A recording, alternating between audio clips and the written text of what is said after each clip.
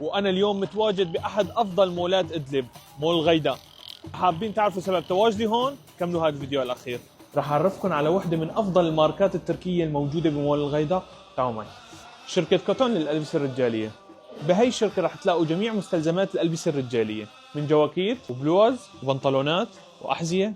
وهلا راح استعرض لكم بعض الأسعار اللي موجودة عندهم. فمثلا أحذية من ماركة تومي الأصلي بأسعار تبلش من $15، وأسعار البلوز التركية الثقيلة بتبلش من $10، والبنطلونات من ماركة دايموند أسعارها بتبلش من $18.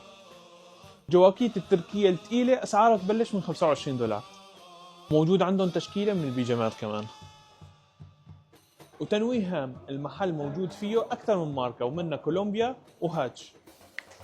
أما بالنسبة للطابق الثاني فموجود فيه قسم خاص بالولادي. يلا معي لنشوف الأسعار سوا. وأسعار التوينزات من عمر السنتين لل10 سنين بتبلش من $15.5، وأسعار الأفرولات والبيجامات البيبي بتبلش من $3، وأسعار جواكيت الولادية بتبلش من $14. وأهم شيء يا جماعة إنه موجود بهذا المول أكثر من 100 مصف.